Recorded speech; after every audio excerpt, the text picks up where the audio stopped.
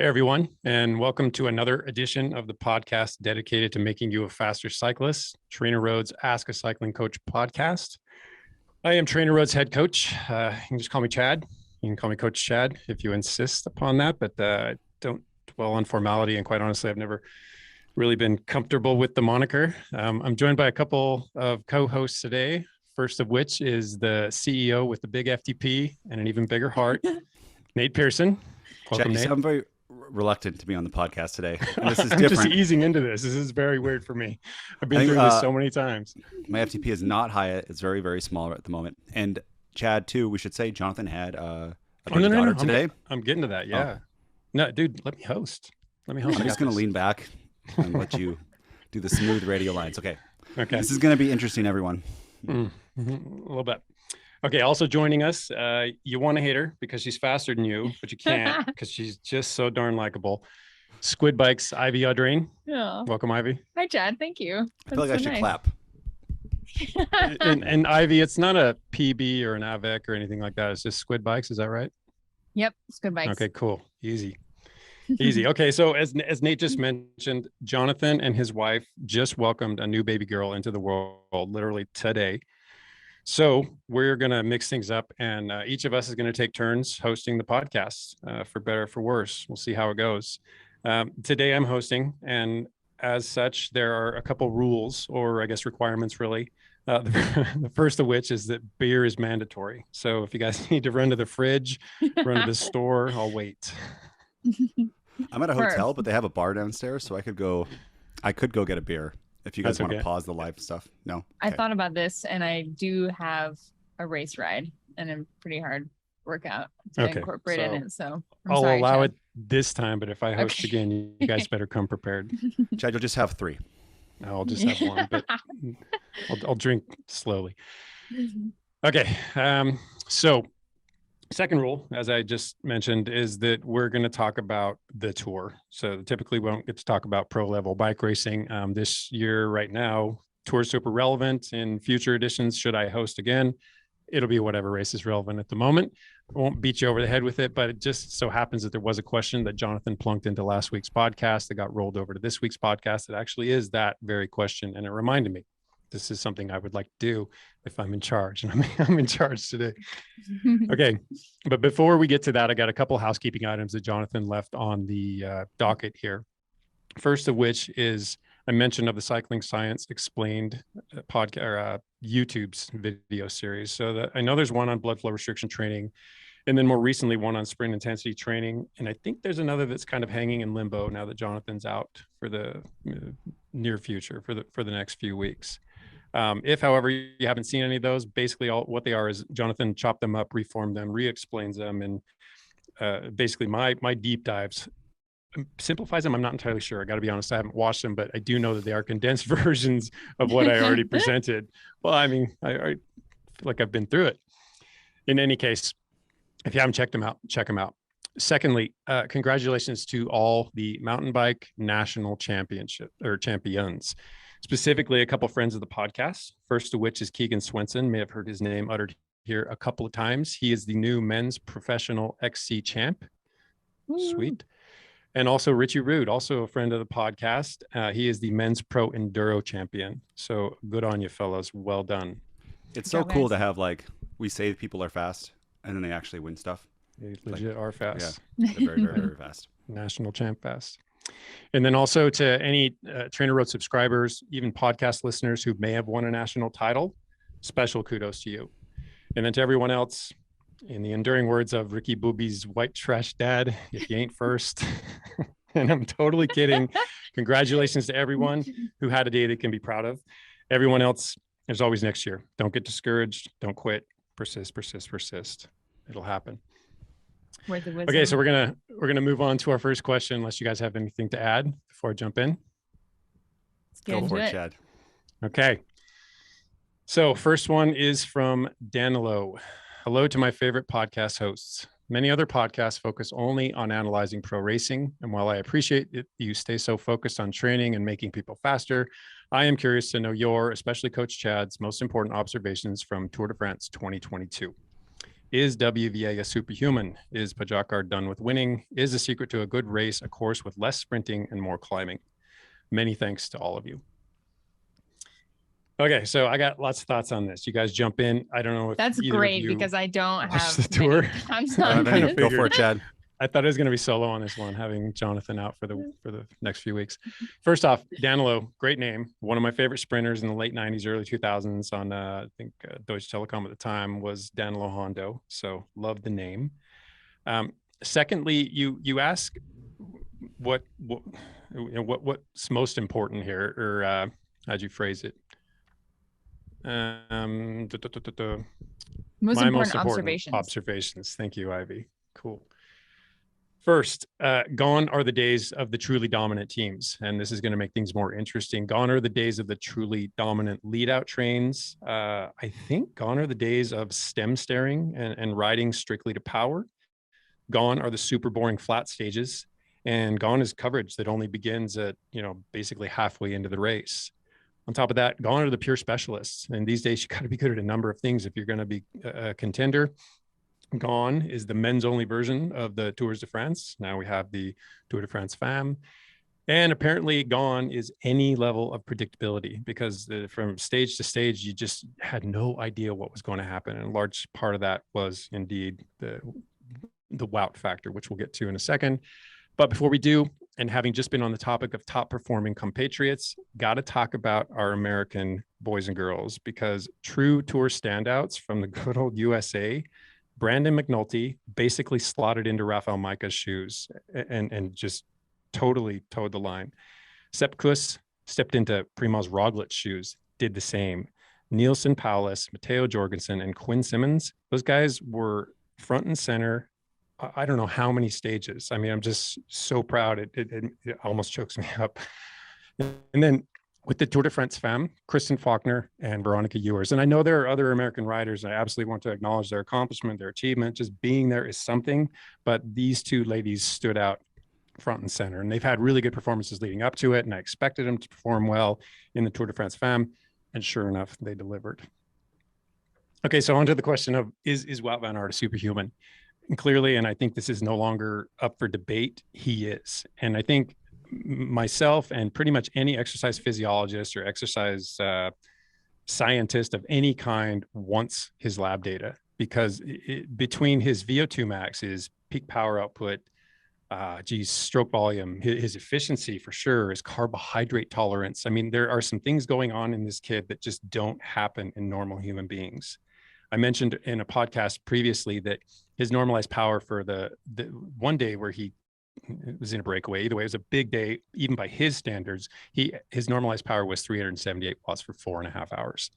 That is ridiculous. I mean, regardless of the grams of carbohydrate that he could ingest on an hourly basis, whether or not he came into it carbohydrate loaded, and it's hard to imagine that he could, considering he probably raced, or he did race several days prior to it, he has to have a VO2 max, probably a slight uptick in his aerobic efficiency, a VLA max, sky high. And the fact that he can repeat this day after day after day, he is quite literally superhuman. He's something above what most of us humans can even imagine doing. Okay. You guys, I agree. Yes. Thank you. How you doing, Ivy? Super good. Two more, go get our beers. Just like, no, this is his own doing. Let him do it. All right. Okay, this is my doing. I did forget that one beer though. So we're going to do that now. All right. So is Pogacar done with winning? God, no. He just for once met a very qualified opponent. And on top of that, his team fell apart. And this owed somewhat to arguably the toughest competitor he's encountered at the moment, but also perhaps an even tougher competitor in COVID. It's still rearing its ugly, ugly head. It cost him teammates before the race, during the race. He had teammates racing with COVID during the race in the form of Rafael Majka. But physiologically, he's just as sound as he ever was. I mean, he had his version of a bad day. It was a hiccup. It wasn't even that bad a day, and he was getting hit from all sides. Chad, question. Shoot. Why are there no dominant lead-out trains anymore? I don't understand what you said, gone are the days about that. They just, I don't know if they don't structure teams around sprinters. They can't dedicate that many riders in a grand tour. I mean, I know they can dedicate some of their rulers, and they can still make a pretty good lead-out train, and Quick Step does a very good job of that. but it's not, if it's a sprint stage, you can count on the trains just leading it. There's not one dominant train. There's 2, 3, even 4 lead out trains all riding side by side, vying for the same narrow patch of road. You also said that gone is the day of like boring flat stages. That's been some of like my gripe of watching the Tour de France in the past. Same here. Do they change I would only it? tune in toward the end. Everyone is so much more competitively motivated for whatever reason. And sometimes the stages are shorter and that definitely helps, but people just want to race harder. The breakaways, it's so hard for a break to get away on certain days. They may not like the composition, or they just simply want to get to the sprint point or the first climb, or whatever the motivations are. It's not this 10-minute, 15-minute fight for the break and then everyone sits back and rolls. If a break gets away, or if and when typically does, the pursuit is hot. They don't give it any time. It's just everyone wants that win, and I actually will explain why I think that is.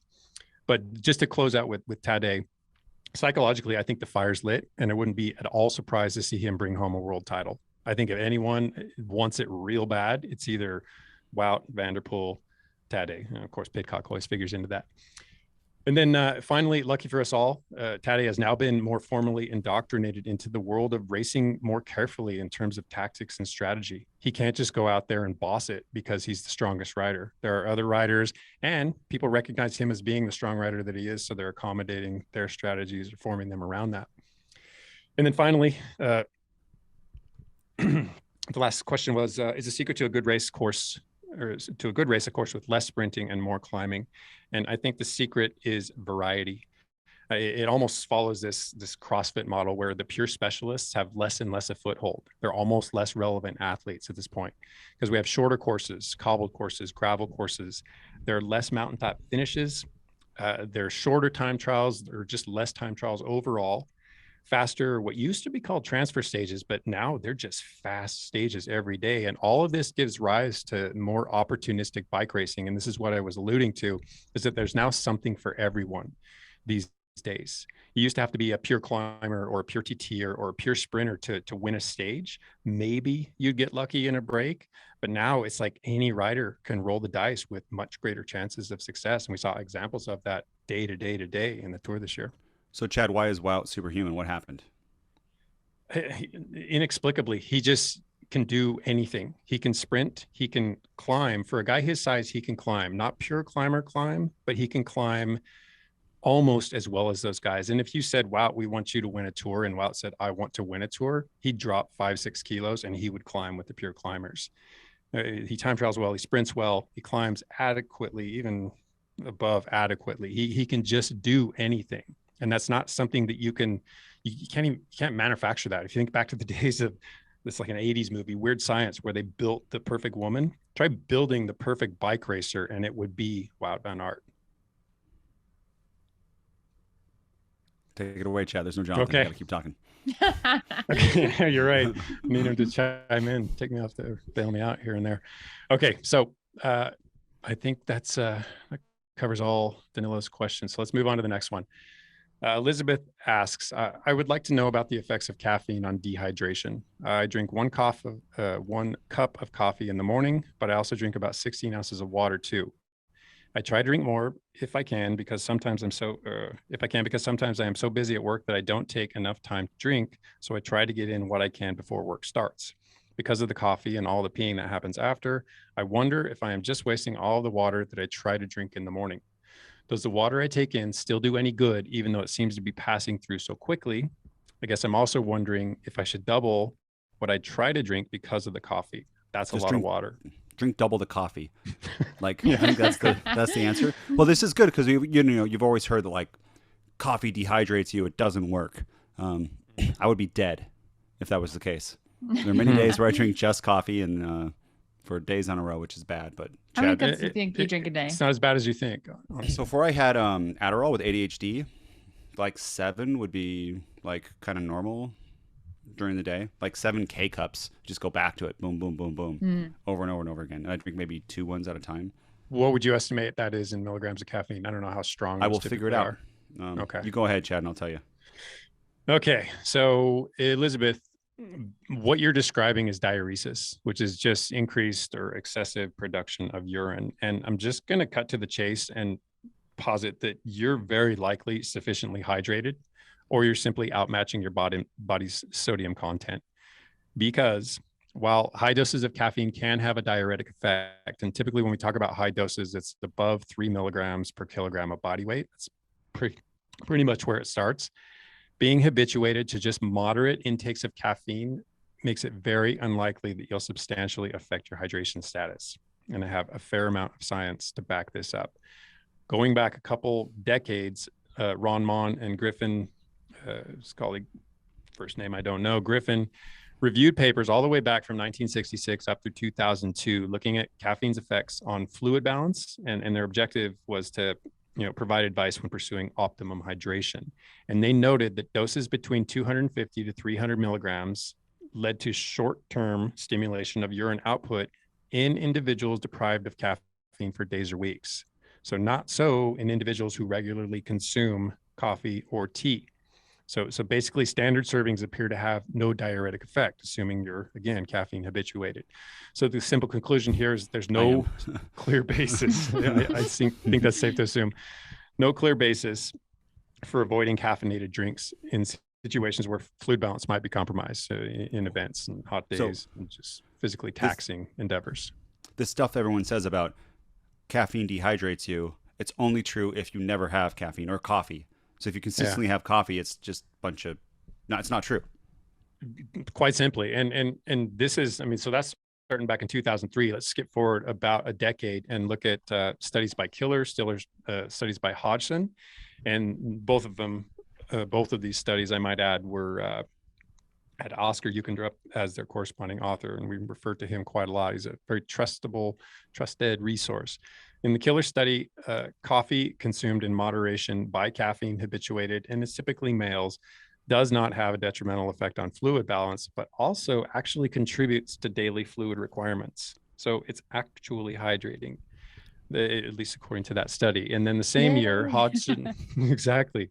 Hodgson furthered that not only does caffeine not negatively impact fluid balance, but both caffeine and coffee at the higher end of intake. So now we're pushing up to 5 milligrams per kilogram. And that's a healthy dose consumed 1 hour prior to whatever your workout, your event, can improve endurance exercise performance. So in part, what led to this whole 3 to 6 milligrams per kilogram recommendation for endurance athletes was this study. And to put that into more understandable terms, if you're a 75-kilo athlete, that's 225 to 450 milligrams of caffeine. So we're talking somewhere in the ballpark of 2 to 5 cups of coffee.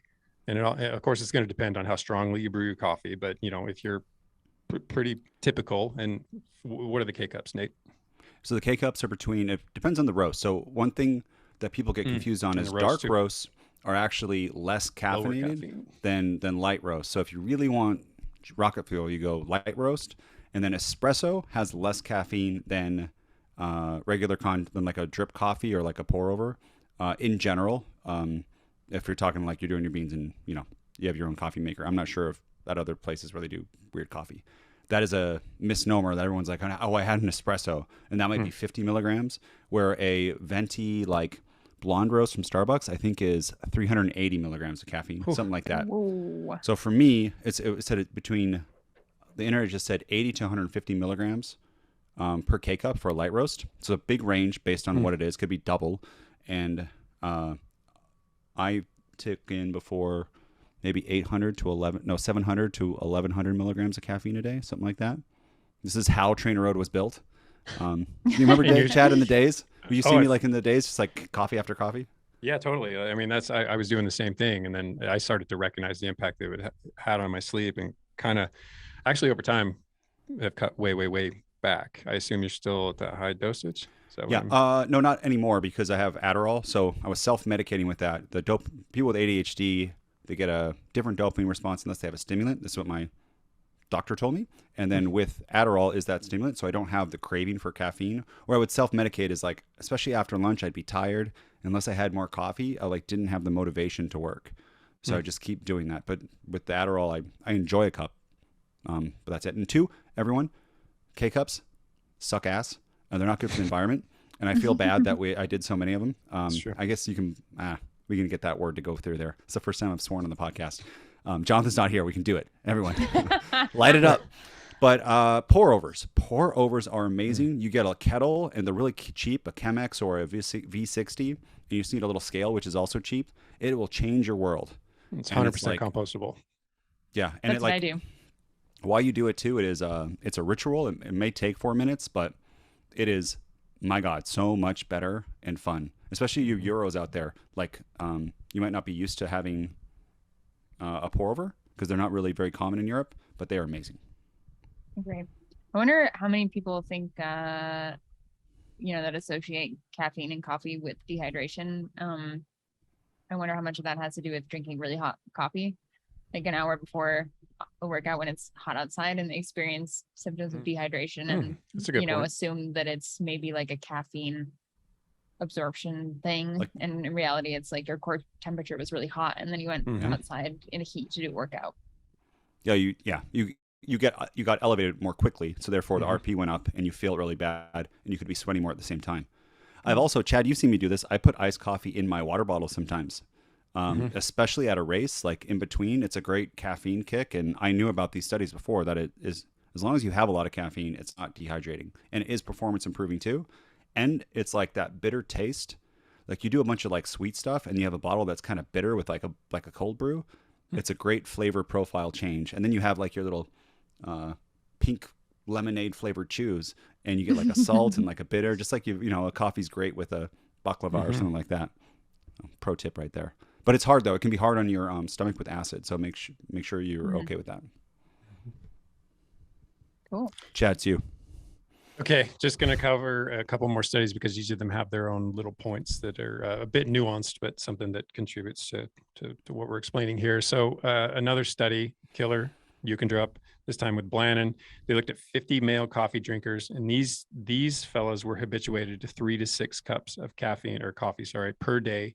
They had them do a couple 3-day trials, and I won't get into all the details, but what's important is that there were no differences in numerous blood and urinary markers of hydration status. So again, they concluded that as long as you're caffeine habituated, and up to this point, male, it hydrates like water. But then the same year, Zhang and colleagues did a meta-analysis of 15 studies, and they've actually fleshed out 28 total effect sizes. So basically, there were different aspects of the caffeine hydration interaction. And in across the 15 studies, the median dosage was about 300 milligrams. That's pretty typical dosage.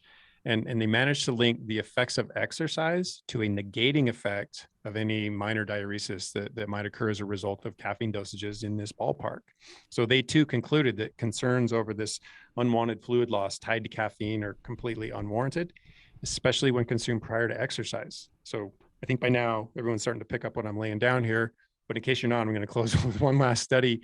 Ron Mon talked about him just briefly from 2003. We'll flash forward to 2015. He did a randomized trial to assess the hydration index of various drinks. And I found this especially interesting because now we're quantifying it, actually putting a single figure on each of these beverages. So he established a BHI, so a beverage hydration index, so that he could compare the volume of urine produced after drinking a whole slew of things and how each of these compare to the urine produced from the same amount of still water. Okay. The findings were that the total urine output after 4 hours, so they looked at urine output 4 hours post, or all through those 4 hours, was the same for cola, diet cola, hot tea, iced tea, orange juice, sparkling water, sports drink. In this case, it was Powerade, and save the best for last, lager. And yes, it was Carling, which is, it's a lager, it's juice. This was 3.7%, but a couple important takeaways here. First off, if you're habituated to caffeine, fret not, your coffee isn't dehydrating you. Secondly, and more importantly, beer is in fact dehydrating. Hard stop. Dehydrating? Hydrating. Did I say dehydrating? Oh, edit. I thought you did. I heard that. So another pro tip is doing cold brew at home. There's a company called Blue Bottle. There's probably cheaper ones, but they have a little super easy. It's just like a glass bottle with like a strainer in it or something. You put ground coffee in the night before and water, put it in the fridge. In the morning, you have cold brew. And it can be extra strong, so you might want to put it in there and mix it with some water because you'll get a ton of caffeine content. Usually cold brew has more than like a hot Most other coffee. methods. Yeah. Yep, and that can be a great also option in the morning right before you ride, so you don't have that thing that Ivy just said, where it's like super hot and it's like hard to drink a bunch. But I've definitely done that where I have cold brew right next to it when I ride. You get that caffeine intake, you start the ride, and then the caffeine comes on like 20 minutes in, and you feel really good. Performance increasing. You do it early enough in the morning. It's hydrating. You made it like so many people's day, Chad. Yeah, Awesome. you made my day Made my by day. Yeah. telling me that beer is hydrating. I don't know about that Beer one. and coffee. Well, Chad, you've done enough studies where beer is dehydrating. clearly, I mean, alcohol is a confirmed diuretic, but when the alcohol is in low enough quantity relative to the amount of water in it, so if we're talking 3.7%, that's not a heck of a lot of alcohol in what is a lot of water.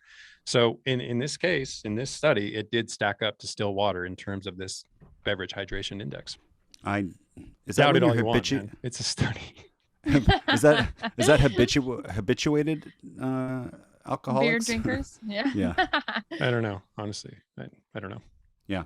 I just know that I've drank lagers like that before and it's been horrible. Sure. And we're not advocating alcohol post workout for hydration. during. I mean, do it for other reasons, but not for that one. Okay. You ready to move on? This one should be a bit more conversational, a little less deep divey. And it's a question from Brandon. And he says, hello, team. Since races have started this season, I've been struggling to finish with the pack or even finish the race sometimes. The region only has Tuesday Night Worlds, which is either a long pan flat circuit race or flat criteriums. TrainerRoad shows that I should be ready for this type of racing. However, after the first couple of surgy laps, I'm out the back with nothing but questions. Please bestow upon me any wisdom you may have. For reference, I'm a 100-kilogram Cat 3 rider with an FTP of 344. Thank you and keep up the good work. First off, just got to jump right in there. That's the easiest watts per kg conversion we'll ever have access to. He's an even 100 kg. 3.44. Yeah. There it is. Well, okay, who wants to kick this one off? Okay, so I will. Go ahead, Brent. go ahead, Nate. Do it. No, Ivy. You go ahead. Well, I just think that this speaks to fitness only being one small, like pretty relatively small piece of the puzzle in racing successfully, and success being measured not in necessarily winning. So for Brandon, just it might be hanging in. But to me, that measure of success is when you put everything together, the training that you've done, race day prep, tactic, and conserving energy in the race effectively will equate to success. And training is only just one piece of that. And I feel like, I'm sure both of you guys have experienced this, beating people in races that are so much stronger than you because they hadn't put all those other pieces together. Yeah, 1 watt kilo higher than me, easy. Higher FTPs. Yep. Yep. So Brandon, here's what you're gonna do. You're a 100-kilogram rider, so that's like 220 pounds. You're a big guy, and acceleration is not your friend. That's gonna be so hard to go back and forth. What you need to do is, I'm guessing, is every time there's an acceleration, you're overdoing it, and it's causing you to like burn a match or be tired. And then every acceleration in a crit or a circuit race, you get a bunch of those and you get kicked out the back. So I want you to go up towards the front of the race. And then when there's an acceleration, let yourself end up at the back of the pack.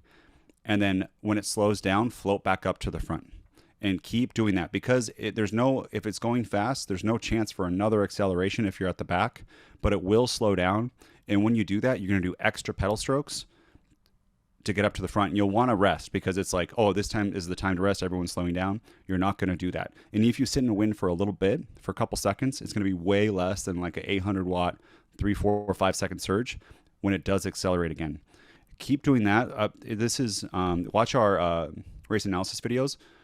Pete talks about me doing this in the race so many times, and this will save your legs so much inside of it. And it's the hard part is, if you have a local field could be 8 people. This is not possible. You have 20, 30 people. This is something you can do. Other than that too, it's tough to say. You're 3.4 watts per kilo. You're a big rider with a high FTP, so a flat crit, is good. But also, you could just have really strong riders, and you just might be able to have to be stronger. But Chad, Ivy, what do you think? Do you think it's accelerations that are popping him out?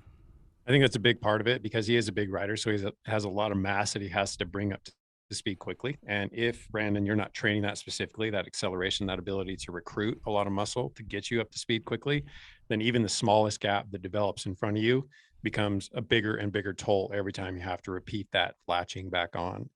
So this could be strategically an issue for you, where you're not following wheels closely enough, where you're not keeping apprised of the moves that are about to go. You're not watching the things that you need to recognize, seeing someone tick down a couple gears or move into a position where they can jump out and away. Anything that disrupts your proximate position to them, or how near you are to them. If that gap for whatever reason opens up, you have to close it, and you have to do it carting around more mass than a lot of other riders. No, Chad. Opposite. You open those gaps and you let other people fill them in, and you slide back. Strategically, that's an awesome way to go about it. What I'm speculating is that he's not doing that. Rather, he's getting gapped off and having to cover. So if these surges are what's breaking him, don't allow the surges to happen, or initiate those surges, as Nate's talking about. Yeah. So inside, I think that is. It really depends. If you're going fast, you want to be close, right? You don't want to open any gap. But if there's an acceleration and there's people behind you, you open that gap, especially in a like Wednesday night world or Tuesday night world crit or Tuesday night worlds. People freak out. They will yell at you. They will open it. They will think you're a dumb rider. And what you're doing is you're knocking off like hundreds of watts in that acceleration, because other people are going to go fill that in for you. And it is a little bit of a gamble, because they might not, and a breakaway could go. But I mean, especially at the beginning of the race, people are so fresh and feisty to do that. And then when it does, this is the racecraft comes in, which Chad talked about too, and Ivy.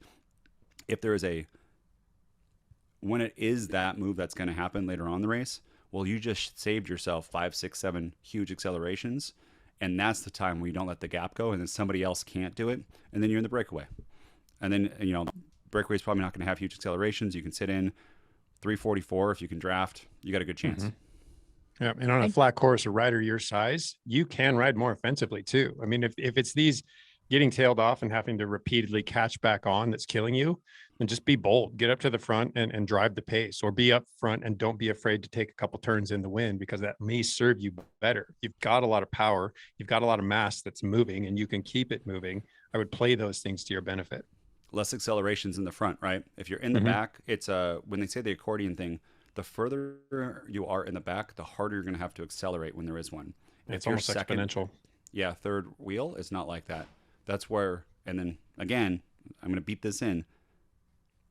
You gotta drift back, and then when it does slow down, and it has to slow down again for there to be acceleration, it has to.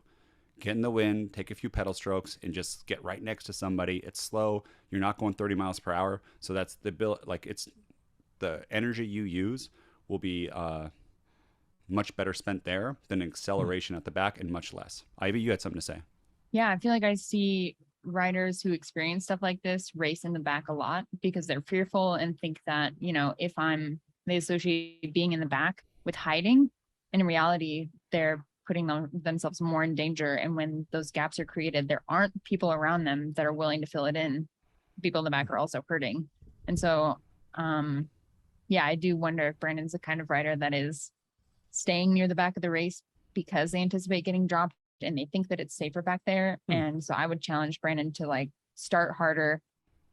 They're probably a powerful rider if they're not really punchy, and put some pressure on in the beginning of the race. And I would challenge him to stay near the front 5 or 6 wheels. And I bet it would make a world of difference for them. I think that's an excellent point, because some riders hide because they have to hide. That's the only way they're going to hang in there. But Brandon, you're either assuming you're that person, or maybe you've discovered it, but I don't think so. Not with those numbers.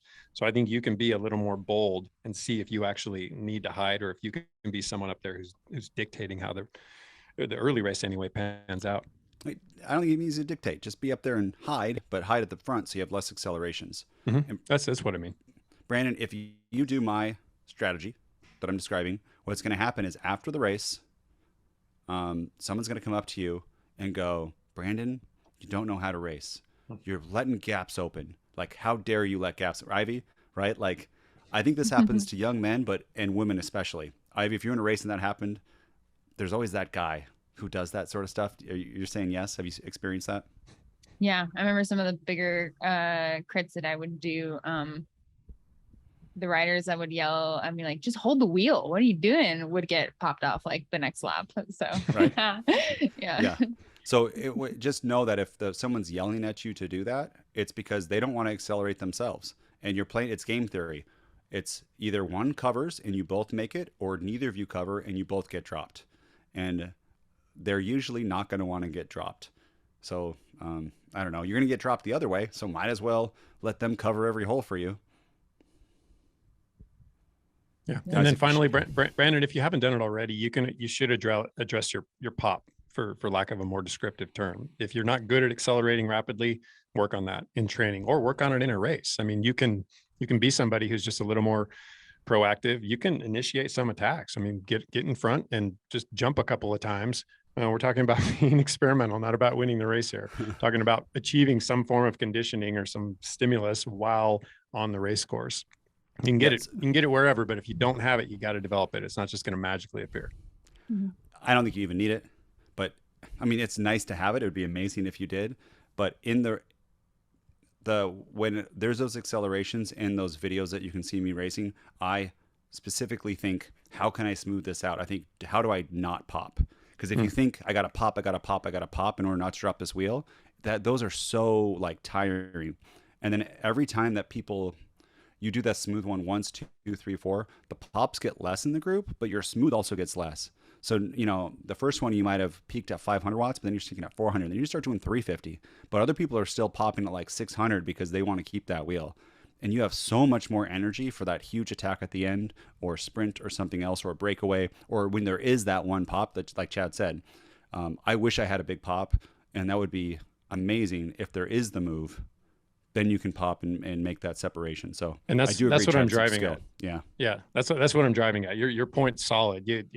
By all means, try not to have to be explosive whenever it's not necessary. But there will be times where it is necessary, and if you don't have that arrow in your quiver, you're not in the hunt. You don't get to pursue the things that are really fun to pursue if you have those capabilities. So for context, when I train, my accelerations or pops are so much harder than what I want to do in a race. And as a result, those kind of efforts don't feel like a real surge or a real pop. And I can stay steady and smooth for so much longer because I train that system so much harder and so differently, that then come race time, it doesn't feel like a huge acceleration. Awesome. Okay. So we're just going to edit out all this dead air, right? Sorry, Maxine. What happens, for those not watching the live stuff, someone makes a point and then Chad's just shaking his head yes. Like it's podcast, they can't see it. This is a whole new experience for me. Anticipate and jump in, Chad. And we're going to have votes of who the best podcast host is. Of course we are. Okay. It's a competition, Chad. Do we get a bonus if we win? Like, what's the deal? You get a bonus. You get to host another one. Excellent. Okay. So we're going to move on. Allie, and I'm trying to be better at actually taking rest days and following recovery weeks on my TrainerRoad plan. I like to think I'm in pretty good shape. I have an average of roughly 800 TSS of total activities showing up on Garmin during non-recovery weeks. I have noticed I have difficulty sleeping on low stress days, both low TSS and low stress day-to-day living. I'm worried that my inability to get a good night's sleep is counterproductive when the entire purpose of the non-existent or light load is to recover. Is the low stress a plausible explanation or simply an attribute that is likely correlated with other behavior that I may be guilty of on low stress days? For example, drinking more coffee because I'm more likely to feel tired throughout the day when I do not exercise. I love you guys and keep up the great work. Love you, Allie. Okay, so let me kick this off, and then I actually want to kick it to Nate. So I want to say, the Allie, ostensibly, it appears that you can handle a lot of stress. It appears that way. Question is, can you? And this is where I want to kick it to Nate, because you talked about Garmin's TSS on other stuff, and I don't know if you have any information on or understanding. Yeah, basically, I mean, TSS, Dr. Coggin made that for cycling. And then Training Peaks did it for running, and then some people try to develop for other sports, and usually use heart rate to do it. And it's not not the same, but basically the point is, Allie, you're doing a lot of work. And then when you do no work, you're having problems sleeping. And you're blaming that on not sleeping, which I think Chad's going to do some research on. But in general, you might use that for total like understanding that you do need to rest more, but I wouldn't use it as a way of like raising, like saying I'm more fit because I'm, shoveling snow and doing all this sort of stuff. And although it is tiring, it's not increasing your fitness. That's a good point. Okay. I'll go next. And I know Ivy has some points that I think are going to kind of dovetail off of what I'm about to share. Okay. So you're seemingly tolerating quite a lot of stress. And that's something that we can all get behind. I can do this much work, and then next week I can do this much work. But the question really is, are you positively adapting to it? Because 800 TSS is substantial. Even if you divvy that up and you find out that maybe 600 of it is cycling and the other 200 of it is estimated based on heart rate, based on Garmin's algorithms, et cetera. But, and I should add, we don't even know what those 800 or those 600 cycling TSS are. I mean, are we talking about sprinting? Are we talking about a broad spectrum of energy systems? Are we talking about all low intensity work? Because that's going to shape things as well. And this brings me to my first possible explanation, and I have a couple here, or a few even. First off, overreaching's impact on sleep is well known. It's scientifically well validated. And I can look back again 20 years. I don't know why I found so many studies at the turn of the century, but I did. And this is a Wall study, the author was Wall, and they linked overtraining, and they're looking at swimmers here. It was indicated by slower swim times, and they linked overtraining with decreases in sleep efficiency. And this was an early hint at the possibility that sleep efficiency, so basically, your time in bed versus how much time you're actually asleep as a percentage, could be an early indicator that athletes were in the process of overreaching. And then too many nights could actually push them out of the functional overreaching territory into that non-functional, undesirable overreaching territory. And perhaps more importantly is that too much training impacts sleep quality. Lower sleep quality impacts training quality. So you can see this vicious cycle. And as well, it all potentially impedes your adaptive capabilities, because it's a lot to assume that I'm training this much and I'm sleeping this much and adaptation is happening at the rate that it should happen. That's a big assumption.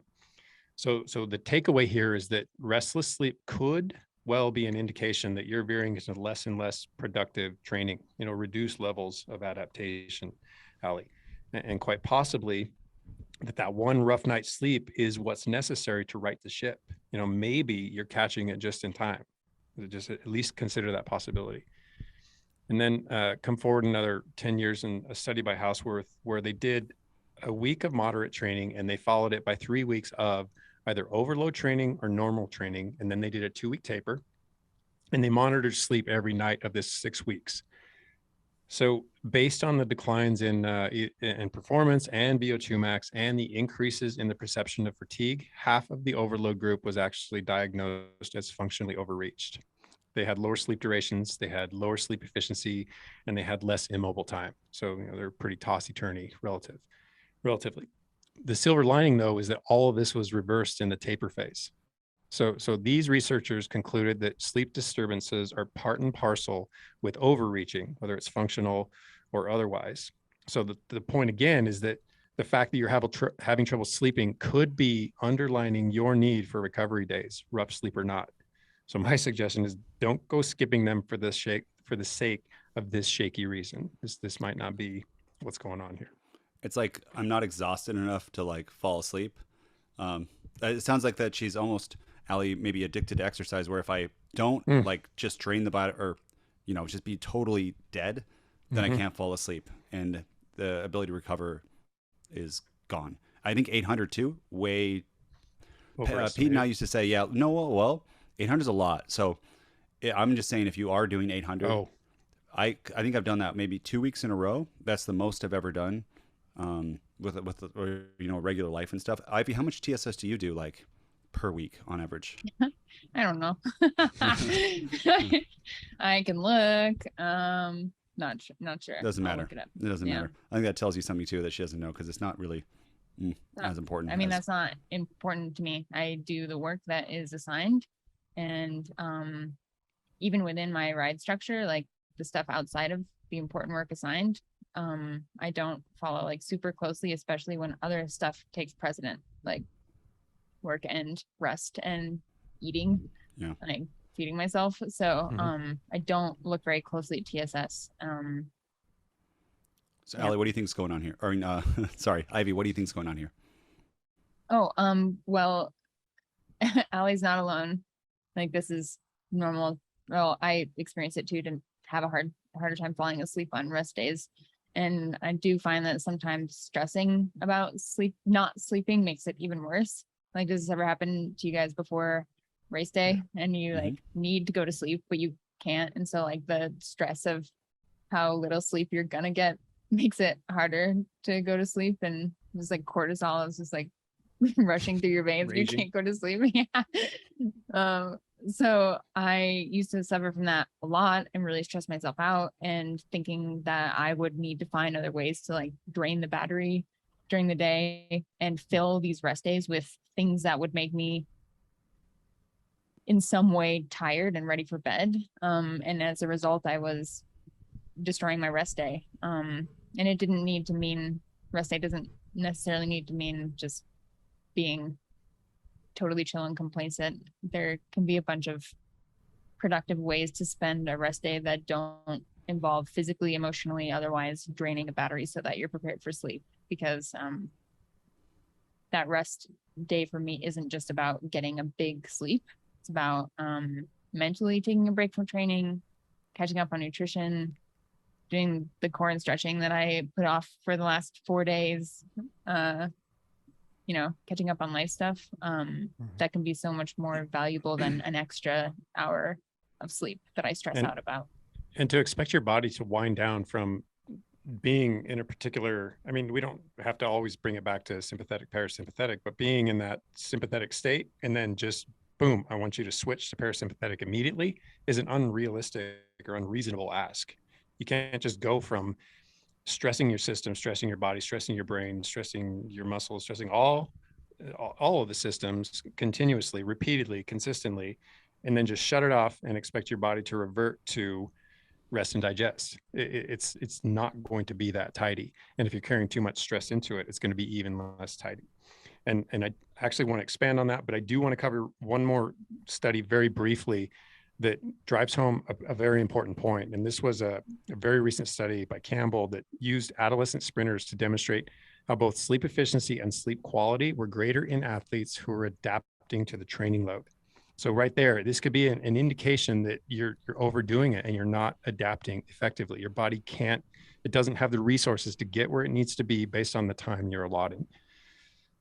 So my concern for you wouldn't be so much that first night of rough sleep, but what happens on subsequent nights. Are you at some point bringing both your sleep duration and your sleep quality back up?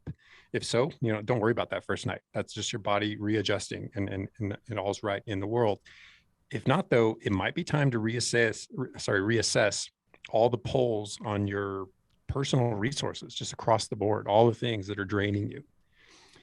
And then back to what I was talking about with respect to the way you're tired on non-training days, but apparently, quite plucky on your training days, lest we forget, exercise elevates your sympathetic activity. And this could disguise the fatigue that you're feeling when you're trying to recover or return to, again, this more parasympathetic state. So, Allie, ask yourself, would you be tired on a scheduled training day if you decided to table that day's training? It might be an experiment worth conducting, if for no other reason than to divorce yourself from this notion that no training is the cause of your sleepiness, that by training, you're masking fatigue that might be counterproductive to both your training and your ability to adapt. You're basically training through the fatigue because that's what you're accustomed to, both psychologically and maybe not physiologically, but it's easy to convince yourself physiologically. And then finally, and probably could have led with this and made this a really short answer, caffeine could very well be affecting your sleep because as we've discussed, people in previous podcasts, people exhibit different responses to caffeine. It can and it has been tied to genetic predisposition. This is something that's out of your hands. It just is what it is. You have this allele or you have this allele. So how you respond to the additional caffeine could actually be quite a big deal and something I'd try really hard to rule out right away. Just forego the extra caffeine crutch that you're going to, lean on the next time. Just do it one time. See how you sleep that night.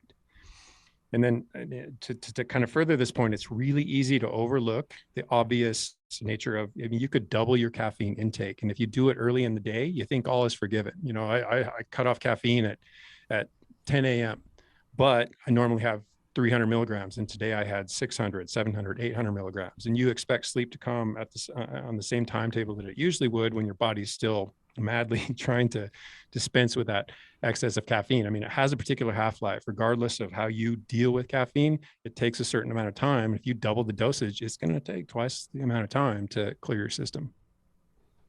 Ellie doesn't strike me as the kind of person that would take a midday nap on their rest day either. So yeah, probably just doubling up on, the afternoon coffee, I'm guessing. Okay. Chad, how you doing, Chad? Let's do you need a rest day like in the middle of this podcast? You don't sound very excited to do this. You sound reluctant. I'm totally excited. This is just double duty. Hosting and being the deep dive guy is almost too much for me to contend with. Is this fun? It is fun. Yeah. I just feel like I need to do this a couple hundred times before I get good at it. I don't think you need to do this again. Just kidding, Chad. Just joking. Thanks for the support. Cool. What do we got? Another hour? I'm just joking, Chad. How much time do we have? Has this been I think 2 hours so far? Mine's going to be short. Mine's going to be an hour. I'm not going to do any deep dives. I'll make Chad do deep dives. And hopefully I will also have a beer at the beginning of my episode too. We'll both have I don't know. What's the theme going to be on yours, Ivy? I was thinking like hot takes with Chad, maybe. Not sure. I'm still thinking about it. How about you? That's gonna be fun. I have no clue, and I'll probably do it like the night before, and we'll be winging it. I'm going to ask the forum though for lots of questions, and then we'll get some of those in there, and we'll see what happens. Even though I'm going to be the host, I want to make all of our athletes feel seen when they ask for more unfiltered Chad and beers with Chad. So it won't be, I don't want to, do brand damage and do a complete recreation of beers with Chad. That's the fine line we walk. That's why this is so tough. It's like come into this blotto and just be completely sincere, but I don't think it would work in our favor. You should see the slack of Chad. Like Chad does not hold punches with opinions on stuff. But luckily for this, Ivy, it is recorded ahead of time. So although it premieres live on YouTube, we can edit things out if Chad goes talking about Muppets again or something like that. Chad, next question. Pitching to you, Jeff. All right. Jeff says, hey all, love the podcast, the platform, the forum, the underlying software, what I can see of leadership style, respect for colleagues, etc. Just everything. Thank you. As I just disrespected Chad. Yeah. Perfect. I had a fairly bad crash on a 15% descent on gravel. My front tire exploded without warning while I was at the suggestion of my bike fitter sending it on an off-camber corner. Okay, let's pause right there. New bike fitter, first off, there's no reason to send it on an off-camber corner on a gravel road at 15%. Just all bad advice, Jeff. I was alone and separated my AC joint. And for clarification, that's the acromioclavicular. So basically his collarbone separated from his shoulder blade, which required surgery. I developed an infection from the surgery, something that's not discussed a whole lot, and had to spend 9 months off the bike, on-off oral antibiotics, multiple surgeries, and ultimately ended up on an IV for almost a month. A few weeks back, I'm guessing longer, Amber made mention of how important dealing with mental health is, particularly when you have to take time off the bike unexpectedly or unwillingly. Her advice was well said, but I have a follow-up question. Now that I'm back in riding, road only for now, I'm struggling with speedy descents. My brain is sending all the wrong signals. I'm scared going into corners. I'm choosing the wrong lines. I'm braking at the wrong point in the turns, and I'm losing time to the guys I ride with who I used to be able to keep up with on downhills. I don't need to win races, but I would love to get some confidence back and maybe refocus on the basics of cornering at speed. Can you please point me in the direction of literature or videos on how to do this properly? Are there any resources you're aware of for undoing the trauma of a significant crash? Thanks again. Sorry for the long message, Jeff. Nate, I want to kick this to you. I feel like you've had your fair share of I think trauma about Nate crashes. all the time on including gravel broken descents collarbones. because I know how much Nate hates gravel descents, and I'm just like, I man, do he would too. hate this. Yeah, Jeff, you can be the slowest one in descent. Perfectly great. It's okay. You know, with your win races, they can wait for you. It's all okay. But the being uncomfortable, like you don't have to be at their level. So I was descending with Jonathan and Pete. I think y'all know they're actually really good. Jonathan's a national level descender on the mountain bike. Uh, scoring even in like pro downhill stuff or pro enduro stuff, scoring pretty high. It's okay not to be with the people, and they can wait. But other things though to make it so that it feels good. One, get a giant dropper, like where your weight is. On a gravel bike, they have huge ones now, especially of the 30.9 diameter seat post. I had like a 210 millimeter dropper on my gravel bike. Insane. The next thing is when you go into a corner, you want to weight the outside. But here's the key that I did is if you think there's a pivot point, let's say you're making a right turn. Imagine there's a pin in your left hip. That's going to stay still, and then you're going to just slightly swing your hips out to that pivot point. And so your right hip is going to kind of move back maybe like 2 inches or 3 inches. And what that does is put so much weight on the left side, on that left pedal. And you're going to put pressure on the inside hand going forward. And what you want to do is have a feeling, especially on road, that the road is pushing you back, is pushing back at you. And before I used to be so scared of this feeling, thinking that that's something where I'm about to crash, but that's where you're really kind of in the corner and feeling good, especially on mountain biking. On gravel, it's so much harder because it is unpredictable. It's slippier. You don't have grippy tires. And on that stuff, I mean, honestly, gravel crashes can be so bad. You have disc brakes, I'm hoping. Probably if you have a recent gravel bike, just go slower. And especially in off camber, don't send it. Like, I think now don't send it. You can also get bigger tires and run lower pressure. And that's another way is having good fitness, but slower rolling tires with more traction. That gives a lot of confidence too on these descents. But out of all those, really the dropper post and being able to get super low and then kind of move your butt out on those corners is amazing. And lastly, two more things. Go gradual. Don't go outside of your, Lee McCormick calls it your arousal zone, where you want to be like a 6 or 7 on the descent for like fear or excitement or arousal. You don't want to be 8, 9, 10. If you get there, especially after a crash, you lock up. And I've done this where then you actually start going like 3, 4 miles per hour because you're so fearful and it uses so much energy. Think of like, hey, I'm going to go down this at a speed where I'm not going to be scared. And I'm going to put my ego in the back seat because you had a traumatic crash, right? Everyone else is going to understand. Everyone's going to be okay with it. And the next time, maybe it's a little bit slower or a little bit faster. And if it's not, that's okay too. It's going to be steps. The last one is see a therapist because, these sorts of things they can definitely stick with you. And you can get to the point where, I would be in a group or, I've crashed both on descents and in groups pretty bad. I have 9 screws in my collarbone from like somebody else crashing in front of me in a road race. Where you couldn't do anything, and that sort of thing is like it messes with your head, right? Like at any moment, someone could crash and take you out and put you in the hospital. Same with a tire blowing out. It's just something you can't possibly predict. Yeah, those are very, very, very tough. So working through that and getting to the point where you can be in that situation and you don't think of it anymore is amazing. Because when you're thinking about it, it's very, very stressful and it's just hard on your entire life.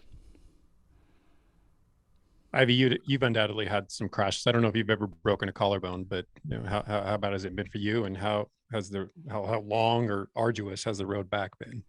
Oh man, I've broken so many bones and had so many stitches, and a few of them were in gravel settings. And I just think Jeff's goal should not be right now. The focus should not be to go fast and keep up with your homies downhill. Your goal should be to get comfortable again. And like what Nate was saying about that zone of discomfort, it should be you should be working on like getting comfortable at just like a 2 or a 3 and just like you're your goal should be to feel safe while you test those limits, instead of just focusing on going fast again.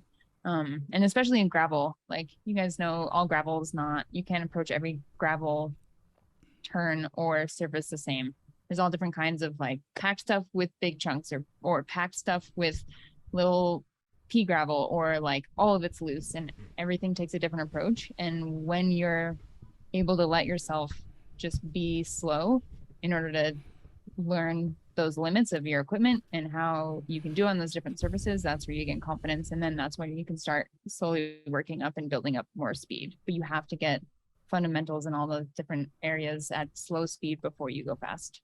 Oh, another thing that's really awesome on this is you take a cross-country mountain bike, you put gravel tires on it, the confidence improvement on that, of having that suspension, because that suspension helps you keep traction. That is amazing to get your groove back inside of it. And you might like, oh, it's too slow. It's really similar. It's really close. You probably will be at this point faster because of the downhills, and you'll feel a lot better, and you can get your kind of groove back of being comfortable in that speed. So if you have a cross country bike, I would like, they make really good tires for 25 millimeter internals, right? Ivy, John's not here, so I'm going to throw you that question. Mm-hmm. Yeah, for gravel tires. I wonder what tire pressure Jeff is running. Mm-hmm. I'm hesitant to say it, but I just feel like with off-road riding, there's so much kind of like toxic advice out there that's like, oh yeah, just send it, like just go fast, just go harder. And that's so wrong. And especially like those people giving that advice might not know that you have 15 psi in your tire more than what you should. And so wonder how much air Jeff has in the tires. Or maybe it was too low, right? It could have been ripped off, and that's why it went away, because he was railing the corner and had 15 psi. Ripped it and lost it. Yeah.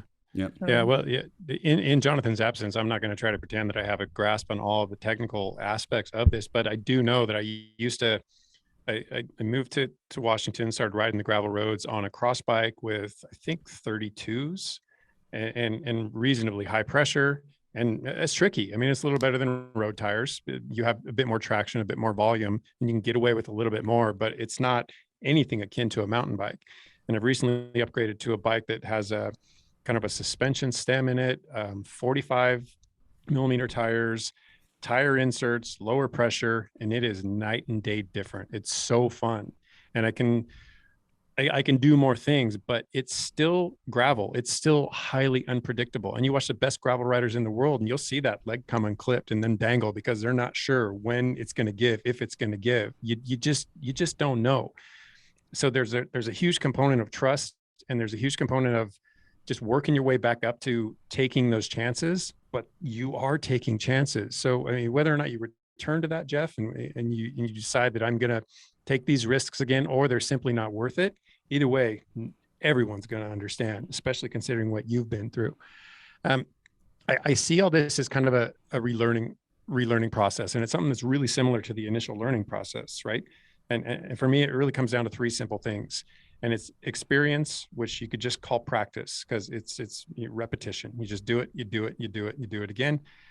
And then there's technique, which you could just call proper practice. So it's not enough to practice. You have to practice it properly. You have to do it right every time. You don't want to reinforce bad habits. And those two things combine to bring with them confidence. That comes as a product of the two. But those two things have to be in line. You have to do it a lot. You have to do it really well. Over time, you gain confidence. And this can be a quick process. It can be a slow one. I remember getting new Grand Prix, whatever, the Continental tires we've talked about. It was earlier iterations of them, and they were so gummy and tacky that I thought, there's no way I can ditch this on a turn. And I went out to a industrial park and just started railing turns. And on one of them, my tire kicked loose. And I didn't fall, but it was like, oh no, there are limits. So in that second, my confidence took such a hit. I thought I could do anything with these tires. I can take these turns as fast and as severely as I want to, and they will stick to the ground. And then in an instant, nope, that's not true. Now I have to wonder where exactly that line resides. And that's something that's going to mess with all of us, but it's especially going to mess with you because it had such severe implications. Okay. That will take time. It will take time. And perhaps that's the point that we really should press here, is that be patient with yourself. It's going to take time. It'll come rapidly. It'll come gradually, but it will come. And it's up to you to decide just, how much of yourself you want to devote to it, how much risk you want to assign it or give it, contribute. Okay. This is the point where Jonathan would typically take it over, and I have to hunt for the question that we're on now. Oh, I do. Actually, you asked for resources. I don't have any specific resources outside of the book that I almost always go to when someone asks me about sports psychology questions. And it's the Sports Psych Handbook. It's Shane Murphy. It's 2005, and it is dated. And I wish they would do a revision and update the things. Most of the things don't change and don't need revision, but I do think there's a lot of information that has come to light since then that the book could benefit from. Shane Murphy does describe athletes in two ways. Serious athletes. He says there are those who've been injured and those who have not been injured yet. So it's coming. It's really only a matter of time, and that's a sad truth, but a truth nonetheless. In I think it's chapter 12, he discusses numerous emotional reactions to the injury, and that's kind of what we're talking about here. But he also discusses some strategies for coping with your injury. And we could dedicate a deep dive to this. Unfortunately, didn't for this one, but I do believe that this is maybe worth your while in a general context. It may not be super specific to what you're dealing with right now, but I do think there are learnings that you could take from this that'll benefit you as a rider moving forward. Okay, now on to the next question. Daniel, you guys discussed the importance of properly fueling rides, and I've been trying to take in more carbs on longer rides and have noticed a big decrease in RPE towards the end of rides when I'm properly fueled. So first off, thanks. But I was wondering if you could give specific examples of how you take in that nutrition. If I put in a drink mix, it's usually done within the first hour. If I go on a 4 or 5 hour ride and try to take in 80 grams per hour, that's around 15 to 20 gels in my back pocket. That's aside from the palate fatigue. What are some good tips and strategies? Thank you. Yeah, so I'll start SAS Beta Fuel, put in 2 bottles, and then I put it in 2 little packs in my back. I think one of those an hour, I think 90 grams or carbs an hour, a little more. And 84. Sometimes 84. And then I will do some maybe then an extra gel on top of that. And then you'd refill your bottles just normally, and I would have a course I could refill my bottles, or have liter bottles too. Those are awesome. You can put extra in that and have the same osmolarity.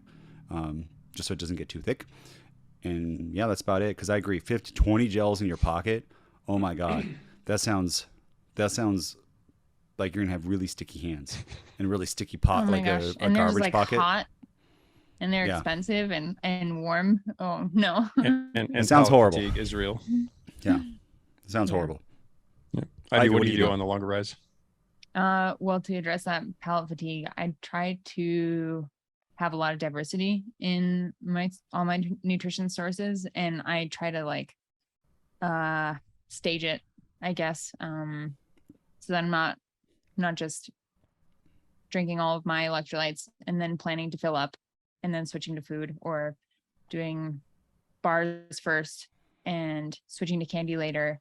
Kind of mixing up the timing of all of those helps me with palate fatigue. Mm-hmm. And then of course, diversity in the sources. So candy, Swedish fish, gas station food, rice bars. Mixing it up and not doing something like 15 or 20 gels helps me. Do you cook rice bars often? Mm-hmm. All the time. Really? I found that unless it's day of, I don't like them. In the morning and go, it's good, but they take so much work, in my opinion, rather than just fill in a bottle. Really? The way I do it is super easy. How do you do it? Sushi rice in a rice cooker, and then I usually have some I make for breakfast or lunch. I'll just make some extra, and I'll have a little bit of extra. And the seaweed and sesame and salt seasoning, I just mix a little bit of that in there. And then super pro tip, if you get your hands wet with cold water, you can just roll them up in balls super quick. And then I just drop it in tin foil, and there's no spreading it out in a pan and layering stuff and then chopping in cubes. You just put some seasoning on it and get your hands wet and put it in a ball and put it in cellophane or tin foil. So just rice and the salty seaweed, sesame. Yeah, flavor. Yeah, it starts with an F is the seasoning. I can't remember exactly what it's called right now. Yeah. When you say sushi rice, you mean the setting on the rice cooker that says sushi and not adding like rice vinegar to it to make sushi rice. Correct. No vinegar. It's just like A slightly stickier rice setting on the rice cooker. well, like Calrose rice or something. Yes. Yep. That's it. Yeah, It's a medium grain or short grain. Short grain rice. Yeah. Calrose. That's what they use for sushi. I don't have so any just cook it settings on my rice cooker. I just cook it normally. Yeah. Okay. Yeah. And then have either of you guys quantified roughly how many grams carbohydrate that is per rice ball or rice bar? Absolutely not. No way. Yeah, so that's the guessing game. Maxine told us what it is, but I can't pronounce that. Oh, you try it. Try it, Ivy. For a cocktail. She's laughing, but anyways, sorry everyone. But no, I tried for a cocktail. I don't know. But that was right. In this, that was right. Right. Yeah. Good job, Ivy. Thank you, Maxine.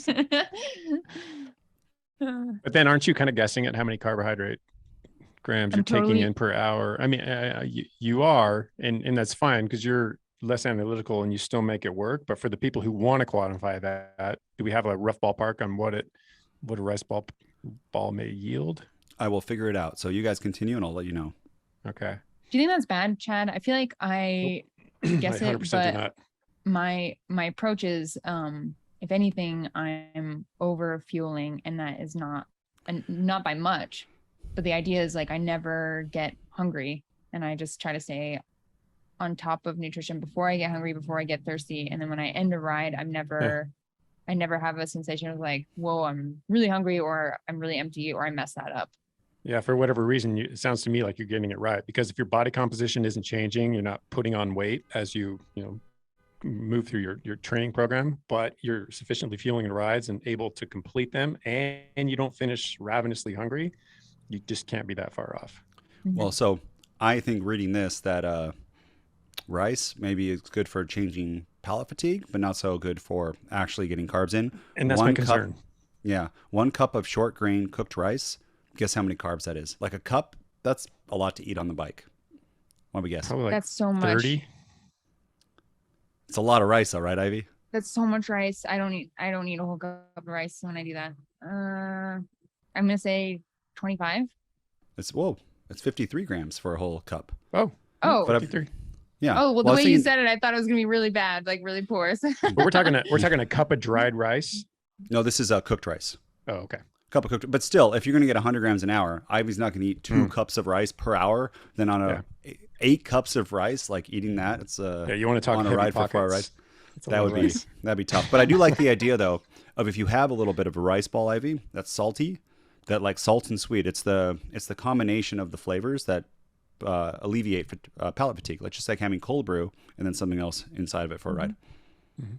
Well, and Daniel, I do want to add that these days, and I mentioned this a couple podcasts ago, most product manufacturers, most sports product manufacturers are trending towards higher caloric volumes. I mean, it's just, I think gels are typically 20, 22, maybe 25 grams of carbohydrate per packet. And now we're seeing 30, 35. What's SIS's beta fuel? I think it's 64, 66. I mean, it's quite a lot. So you pack a few of those. I mean, if you're a 60 gram of carbohydrate per hour rider, 3 5-hour ride, you're talking 3-5 gels. It's not a ton of weight, ton of opportunity for palate fatigue. This is the way that sports nutrition is trending. We've recognized that there's a huge need for carbohydrate, and now how do we get all that carbohydrate into our bodies conveniently and realistically? Okay. Chad, it's you, man. Okay, here we go. I just want to make sure you guys didn't have anything to add. What do we got? How much time is left, When Chad? does my You want to pain end this? Okay, we got one more. You can end it anytime. One more. Okay. I know. One more, and this is related. This is Chris. Will you chug your drink first so it's a little bit livelier? Just kidding. Don't do that. No alcoholism on the podcast. Go, Chad. You're doing Okay. great. Chris, thanks, Ivy. I can give Ivy. I'm not going to razz you at all, depending on how whatever you do. But Chad is a No, that's different fair, story. that's fair. Jonathan, I talked to him today, and I told him he was like, "Go get him" or something like that. So, no, I don't think he said that. I think he said just "haha" or something. Responded with a laughing Yeah, emoji. Jonathan pep talk. It's difficult. Okay. Chris, I've been listening to the podcast for since 2018, and it's been so great to listen to the passion and enthusiasm you all have, in addition to the really solid advice you all dole out each week. I've done two 70.3 distance triathlons, which means I'm part of the group who loves Jonathan's triathlon updates and can't wait to hear about the hopeful return of the triathlon challenge with Jonathan, Nate, and Coach Chad. Fingers crossed. Keep waiting. Cross those fingers. Let's go. I've been a TrainerRoad subscriber since late 2018 and have appreciated the platform putting plans together based on my goals and abilities. Okay, I have a question for those average riders like myself who want to finish knowing I did my best to be fast for me, who are not aiming for podiums or even top 10s. I have the Whistler Grand Fondo coming up in early September. It's 122 Ks, 1900 meters of elevation. That's a For hard context, the female times for this event in 2019 were between 3 hours 26 minutes and 6 hours 9 minutes. I'm hoping for around 4 hours 45 minutes. I've heard many of your conversations about race day fueling and training, and I think fueling is the component I've been neglecting. Welcome to the club. I think the bike portion of my 70.3s were fueled okay with gels about every 20 minutes, but looking back, I'm wondering if I was and currently am lacking in my fueling training. Okay, so there's the backstory. Here's the question. I train first thing in the morning. Weekdays, I wake up between 4:30 and 5 a.m. and I only have a pre-workout drink, typically Vega brand, before jumping on the bike for my hour-long session starting about 5:30 to 6 a.m. I can hear Amber say, don't diet on the bike, but my stomach can't fathom eating breakfast so soon after I wake up. For me, breakfast is oats with molasses and peanut butter, so you can see why that isn't super appealing at 5 a.m. I've never struggled with my fasted rides, fasted in that I'm not eating while sleeping. But would my training be better if I better fueled these morning rides? Contemplated a 5:30 a.m. gel, but I have it in my head that gels are only for longer rides. I'm going to skip through all that. For anyone listening to the podcast that hasn't been using TrainerRoad, I'd highly encourage you to check it out. I'm going to skip the rest of that. P.S. As of the day I'm writing this, there are still spots to register if any of the hosts are interested in registering. Sorry, I didn't skip that. And note, I'm a vegan. If that helps steer the recommendations at all, probably not, but just in case. Okay. Anybody want to take a crack? Go, Chad. You have some studies here. I do. Let me and then we'll jump in. bring them up. Okay, so Chris, this is a tricky one. There are a lot of perspectives from which we could approach this. You can look at this in terms of energy balance by eating pre, eating post, not eating at all.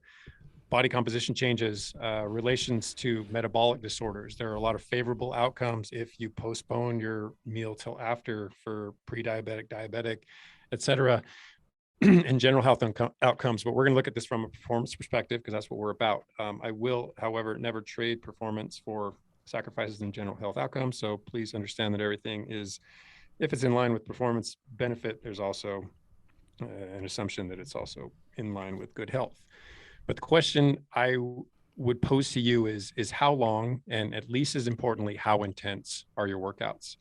Because if we're talking under 60 minutes, that frames this very differently. If we're talking under 60 minutes and low intensity, frames it very differently. I'm going to guess that we're talking about some intensity. Did she mention by chance that her workouts were a particular duration? Nope. I didn't catch that. Okay, cool. So let's look at two assumptions. One is that they're under 60 minutes, or at least under or equal to 60 minutes. And you mentioned that you use Vega pre-workout. I looked that up. It has 100 milligrams of caffeine, so that's kind of cool. And it has 16 grams of carbohydrate, so it's not nothing. So first and foremost, you're getting some carbohydrate, and you can tolerate that. Honestly, in most cases, I think you're good. There was a review in Nutrients, the publication Nutrients from 2014, where they looked at 9 studies demonstrating the efficacy of carbohydrate rinse. And the point that I'm going to make, and I will elaborate on, is that even a rinse is beneficial, and you're getting 16 grams of carbohydrates. So again, don't think there's a lot to worry about unless you're going to be on the bike for a long time. On the topic of mouth rinse, Gabriel Martin and Juan Del Coso recently did a study in 2019 where they had people use a 6.4% carbohydrate solution, which is like most carbohydrate drinks, 5-second swishes where they swished and spat it out 7 to 8 times over roughly an hour at regular intervals versus a taste matched placebo, which was 0% carbohydrate, so no carbohydrate. They would write a 25-kilometer time trial simulation as fast as possible, and they measured power and rates of perceived exertion. And they found that the carbohydrate rinse decreased completion times. So there was an increase in overall power output. There was an increase in power on the climbs simulated, though they may have been, and there was an increase in rating of perceived exertion. You can't have it all. You work harder, your rating of perceived exertion is going to rise with your output. But the authors noted that you had to taste match it, but you couldn't do it with artificial sweeteners. The artificial sweeteners actually proved ineffective. So they had to use real sugar, point being, or at least suggesting that our mouth receptors are smarter than that. And their conclusion was that carbohydrate rinse positively affects the central nervous system via either the mouth or tongue receptors. And it actually increases cycling performance, at least in the context of hour-ish long events or efforts. And the author noted that this is probably not super applicable to something like time trials where breaking arrow is costly, but it is certainly suitable for high intensity training sessions. And they also noted that it's especially applicable when you're intentionally performing low carbohydrate workouts, though I don't think that's your intent here at all. And then really simply, for workouts this short, you can do a gel if you feel like you can stomach a gel, although your Vega is probably covering about the same amount of carbohydrates 10 or so minutes prior, just to avoid that that rebound hypoglycemia that could occur. Then when it comes to, let's assume your rides are 90 minutes plus. We've talked about this study many times, and I want to delve into some of the details because I'm not entirely sure we have at any point, but you can postpone your feeding until 30 minutes into the workout without affecting the fat oxidation. And I know fat oxidation isn't your concern here at all, but the 30-minute postponement could bring you to a place where maybe you can stomach it. I mean, if it's a high intensity workout, you're probably not going to be in a better position to ingest anything. But if it's a low intensity workout, or maybe just a moderate intensity workout, and you feel like, okay, now my stomach's settled to the point where I want to eat, I'm going to eat 10, 20, 30 minutes in. Well, you also have the added benefit of not detracting from your fat oxidation. So this is a study from 2020 by Tim Podlegar, where even following a sleep-low approach, fat oxidation wasn't impaired as long as you postponed your carbohydrates 30 minutes. And that's all good and fine. But again, we're not chasing increased fat oxidation, but there are some takeaways nonetheless. The details, they had 3 groups, a placebo group and a couple intervention groups. And in all cases, they ran down their glycogen stores the day prior. And then the non-control group, so the 2 groups that they were studying, only got a follow-up gel, 20 grams of protein, so no carbohydrate at all. The next morning, they either fed them or they didn't. They worked them out in a pretty rigorous manner, identically. And then they looked at their fat oxidation every 15 minutes. And what they saw, the no carbohydrate had the highest fat oxidation, as you might expect. But the group that delayed it by 30 minutes had nearly the same fat oxidation. And then, of course, the carbohydrate group had the lowest fat oxidation. The fuel was readily available. That kind of makes sense. The takeaway, though, is that even with a train low approach, fat oxidation wasn't impaired by carbohydrate when it was delayed by 30 minutes, which makes me ask, could less time actually yield the same effect? Again, we're not super concerned with fat oxidation, but if you were, maybe 10 minutes postponement, 20 minutes postponement. But the big takeaway is that even when chasing the train low approach, fat oxidation adaptations, dieting on the bike still doesn't make sense. And then when it comes to performance, because after all the other work they did, they actually had them do a work-based time trial, which was equivalent to about 45 minutes at 65% of their VO2 max power. So probably somewhere in the ballpark of 80% of your FTP. And what did they find is that the carbohydrate group got it done fastest. The delayed carbohydrate group was a very close second, and the no carbohydrate group took substantially longer. One of them actually bailed due to blurriness and lightheadedness, basically hypoglycemia. But the point is that even performance didn't suffer. So yet again, there's no reason to starve yourself on the bike. And again, I know this is more a question of your stomach tolerance than chasing any particular adaptations, but I think the relevant takeaway for you, or it's really a question, is would your stomach be able to accommodate some carbohydrate fluid or a gel maybe 10, 20, 30 minutes into the workout? Okay. Go ahead, Ivy. Oh. I'll go last. Are you sure? Okay. Positive. Something to consider too when Chris is thinking about stomach tolerance and what, she can handle on the morning of a workout. Think about what you are going to expect from yourself on race day. These fondos, Whistler Grand Fondo is super hard. And I think they line folks up really early in the morning. You have to be able to eat a big breakfast and go do that event and be used to it. And introducing anything new on race day and just counting on having to do it is not a good approach. So that's something to consider as well. It might be worth it to, regardless of the performance standpoint of what you can tolerate in these morning workouts, you might need to be considering preparing for actual race day and making sure that you can handle race day nutrition. Yeah. Chris, you're doing it wrong. The Vega shake, for those who don't know, it's a protein shake. She's doing a protein shake right before her workout and then complaining about not being able to eat. Like, the protein shake should be post-workout, and then after that with some carbs, and then you can have your breakfast after that. If you have the room for that Vega protein shake that has 20 grams in one scoop, you're probably doing 20, maybe 20 and a half if you do a scoop and a half.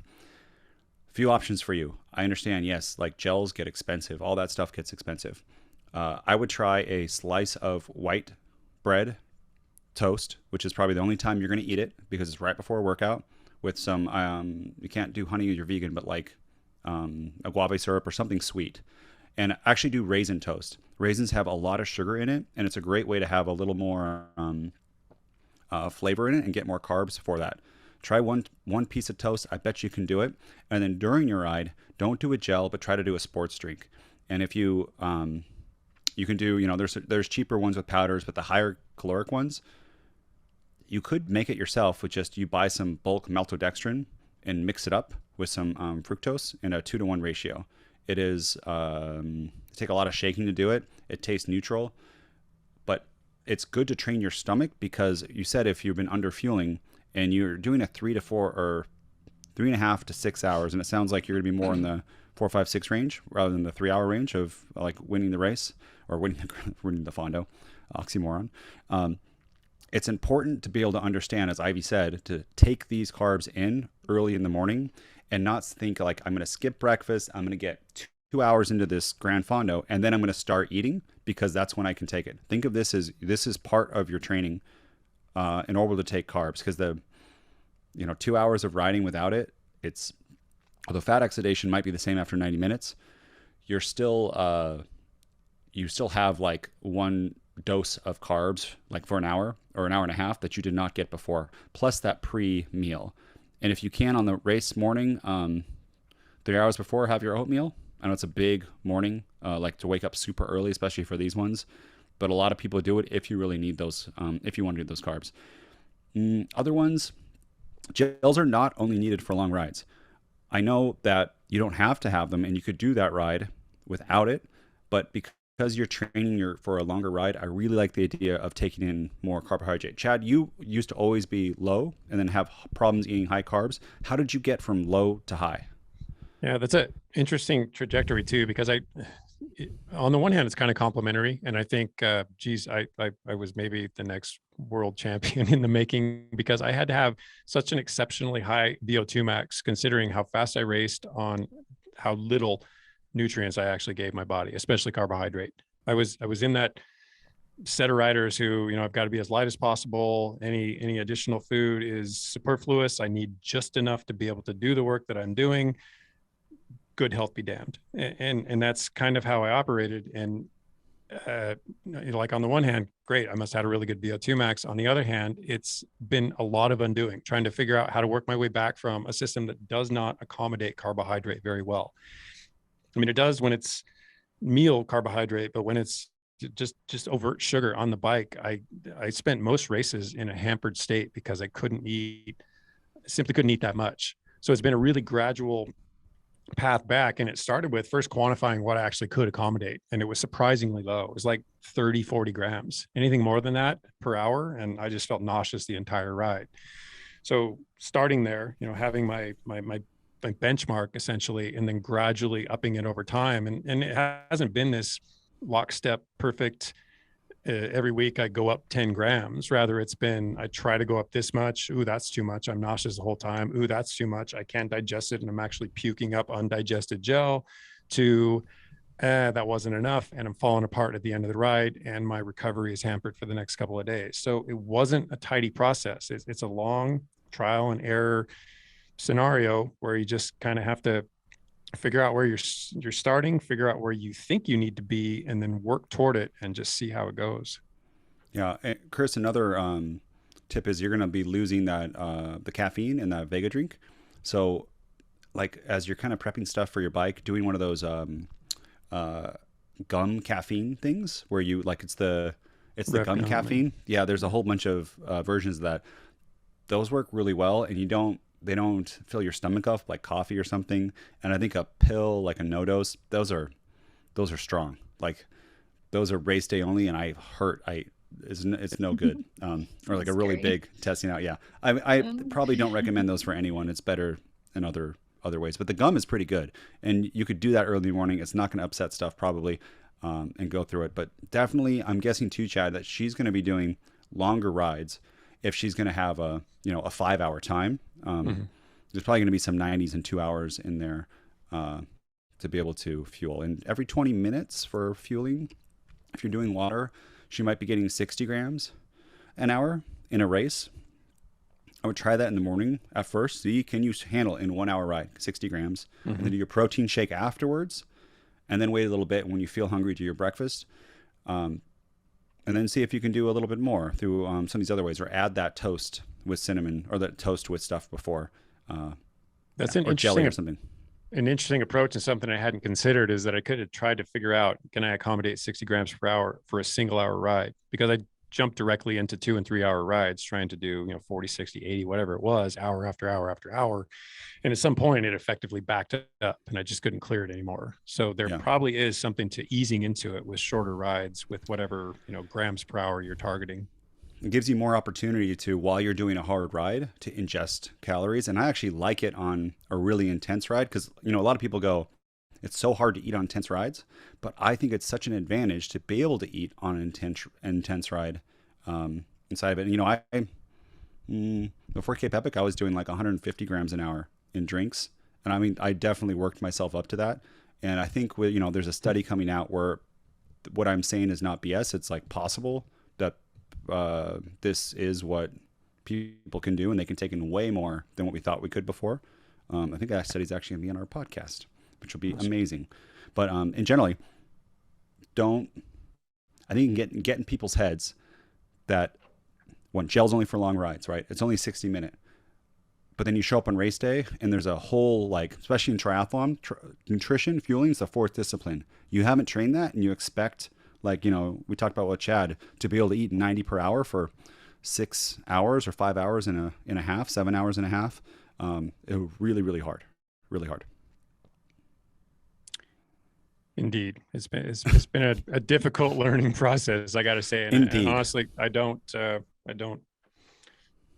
envy your position, but it's kind of something we all have to go through. I mean, whether you did it, whether you started in a position where you were basically getting it right and you just have to mildly tweak it, or in my situation where you were completely off course and you have to drastically tweak it. It's not a fun process, but it is a process that will eventually, very probably, yield what you're looking for. Chad, where are you at now? What can you do? Pretty safely 80. I think for 3 hours, as we discussed a couple podcasts ago, I don't really like to ride longer than 3 hours anymore. Just because it just stops being fun at about the 3 hour point. 3 hours, that's the sweet spot. 3 hours is fun. I think so. And that's it. The death of fun happens about 3 hours and 1 minute. We're very close to it. But for those 3 hours, 80 grams seems to go down pretty smoothly anymore. Wow. And I finish feeling good. I'm not wrecked for the rest of the day, which is an interesting phenomenon.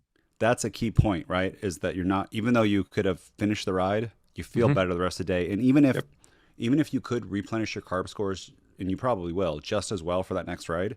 Just the quality of life Yep. of going through the rest of the day and not being like so drained. It's all part of that damaging mentality where you think, well, if I could finish with less, basically a caloric deficit, why wouldn't I? As a bike racer, I want to be lighter, and now I have a deficit, and that means I'm going to burn more fat. I mean, it's just it gets convoluted in the worst ways, and it doesn't serve us as endurance athletes. Yeah, Maxine has said in the doc that we have a new race analysis video coming out tomorrow with Zach. So we should do a shout out and we should say, go check our new race video or something like that. That's what she said. So Chad, do you want to hear that part or should I do There it is. No, you covered it really nicely. It's way better than my concluding remarks. You have concluding remarks? Oh, like, I do. I just typed them up because I realized as much as I looked at the introduction, I didn't even glance at how I was going to get out of here. Maxine's the fourth guest on this one, and she just said she feels attacked in the chat. So Maxine, send them through. I feel like she should haze us all too. If people, this is their first episode, it's not all like this, and I'm not as big of a jerk. It's only to Chad. Chad fires it back on some other episodes. If you know what I mean. If it was the first episode, buddy. Yours is coming. I know. I can't wait. I like the Chad hazing. It's good and witty, and everyone's gonna love it. So I've poked the bear on purpose, and he will now maul me in about 2 weeks. That's okay. I might not. This was just a little more challenging than I thought it would be. Both hosting and deep diving was maybe a heavier burden than I can bear. Well, I think we can all say that Jonathan, he did okay. Jonathan can just kidding. Hey, I mean, Jonathan's really good at this, and this is hard to do, right? I think that's where we can all be grateful that Jonathan's on the podcast, and it is a challenging job that not just anyone can do, right, Chad? Oh, I recognize that coming into this, yeah. He also had 370 to practice. That's true, too. So that helps, too. Sure. Those I bet first his episodes deep dives are aren't as strong as mine, yeah. Yeah, Chad, we all got our specialties. We don't need to be all-around fun art podcast people. You got it. What's going to happen on my podcast is I'm just going to talk for 2 hours straight. You guys can just be there. And then we'll we'll just nod and smile. Nod, smile. Yeah, just talk, cool. talk. It'll be cool. Easy day. Okay. Okay, so in an endeavor to close this out, I would like to thank everybody for joining us, for bearing with us in our musical chair podcast hosting roles. I'd love to tell you where to submit your questions, but in all the times I've heard Jonathan say it, I don't think I've committed it to memory. Anyone? TrainerRoad.com/podcast. Oh, that's intuitive. Okay. Chad just checks out as soon as it starts to go. He's like, I do. What am I going to totally have for lunch? I don't know. So I have to say bye at some time. It's after Nate, I think, or before Nate. I don't know. Well, do submit questions because next week Ivy's at bat. So any questions that you think might suit her especially well, please submit those. And for me too. Yeah, Nate's the following week. Yep. You sound excited, Chad. I'm so looking forward to it. I just can't wait. Yep. But again, thank you all, and we'll see you next time. Bye, everyone. Bye.